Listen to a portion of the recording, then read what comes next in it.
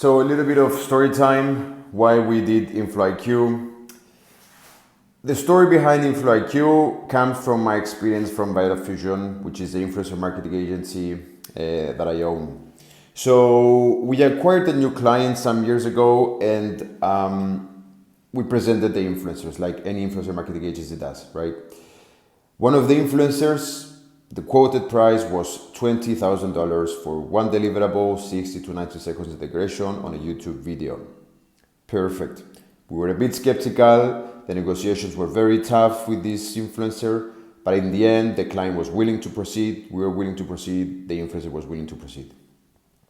Result, not even $1 return on investment. The question I made myself, do I ever want to put a client in this situation again? No. How can I avoid it? What did we not have before we did this partnership, before we mediated this partnership? We were lacking information on the performance, on the past performance, on past brand collaborations of this influencer, right? So that's why we created InfluIQ.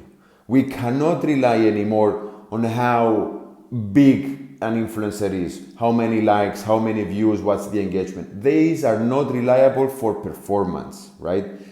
InfluIQ, I urge you, if there's anything similar, by the way, to InfluIQ, just go to that website. But if not, before you invest any money, $5, $10, $20,000 on any influencer, invest $10, $20, $30 and try to ask people, professionals in the space of influencer marketing, whether they have this kind of information. Wouldn't you want to know if you're about to invest in an influencer that returned 0% on $20,000? It's critical to go and ask this information. You cannot blindsidedly decide on influencers.